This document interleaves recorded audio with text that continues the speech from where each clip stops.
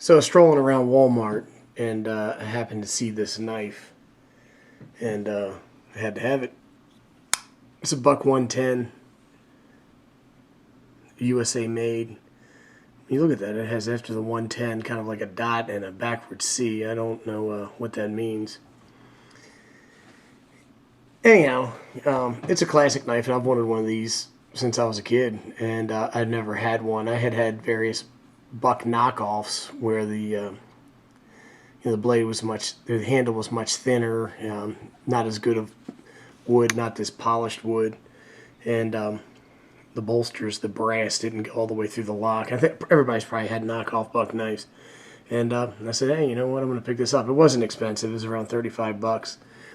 The blade is, I think it's a 420 HC steel, and I'm not familiar with that or how it's going to perform or anything. But what I can tell you is this thing is sharp as heck, and it's probably the sharpest factory blade that I've ever purchased. And I've purchased a few knives. Anyhow, this thing is heavy. When you hold it in your hand, you notice it. It's a little over 7 ounces. I think it's 7.2. And that's probably mostly due to this brass. There's no jimping on here, so I don't know how nothing fancy would feel about it being a tactical blade or anything like that. And there's no fast deployment thumb stud or wave feature or anything like that.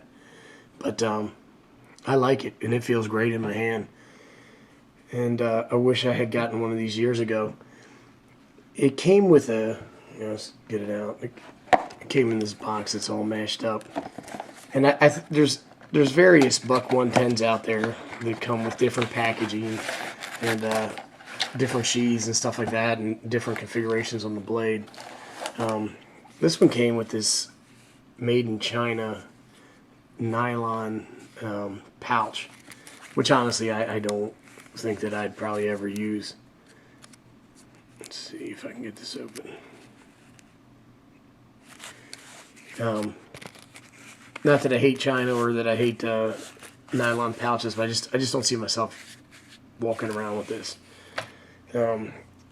If I carry this, it would be in the pocket, or it would be in a backpack or a day bag or something like that. And to be honest with you, I don't know what I'm not going to go out batoning things or doing cardboard cut tests or anything like that with it.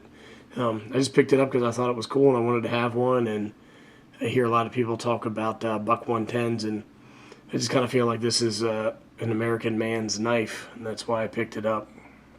It's not super tactical or anything like that.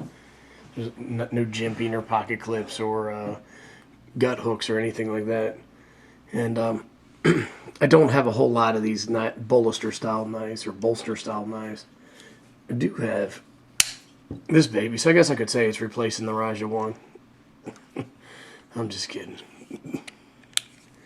But I did want to do some size comparisons to kind of show this blade and how it stacks up against other ones. So here's a Spyderco Endura that everybody should know. I believe the blade on this is 3 3/7, so it's 3 3/4 inches long.